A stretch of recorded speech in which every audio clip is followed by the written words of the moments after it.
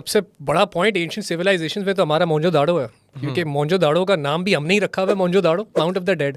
हमें तो ये भी नहीं पता है सिविलाइजेशन का एक्चुअल नाम क्या है। और अराउंड कहते हैं, साइंटिफिक तौर पे कह रहे हैं, अराउंड 5 सिविलाइजेशंस हैं जो एंशिएंट सिविलाइजेशन के तौर पे क्लासिफाई होती हैं, जिसमें सबसे ज़्यादा मशहूर ज़माना और बदनाम मेसोपोटामिया है, क्योंकि इस वक्त जो हम उर्दू इस्तेमाल कर रहे हैं उसके अंदर भी उनके फारसी के इन्फ्लुएंसेस बाकी हैं। ये इतनी पावरफुल सिविलाइजेशन थी।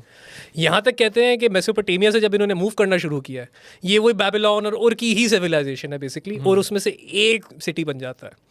अच्छा, मैं ऑन अ पर्सनल लेवल इस चीज़ से कभी कनेक्ट नहीं कर पाया कि कैसे randomly for millions of years इंसान हंटर गैदरर रहे, फिर अचानक से उन्होंने एक पॉइंट पकड़ा और उस पॉइंट पे सिविलाइजेशन डेवलप करना शुरू कर दी।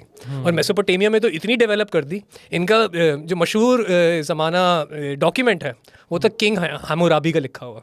इसने अराउंड 282 रूल्स बनाए थे। जैसे हमारे कॉन्स्टिट्यूशन है ना, उसने वो उस ज़माने में बनाई, और वही कॉन्स्टिट्यूशन फिर आहिस्ता आहिस्ता इनकी फ़ौजों के साथ आगे फैलना शुरू हुई।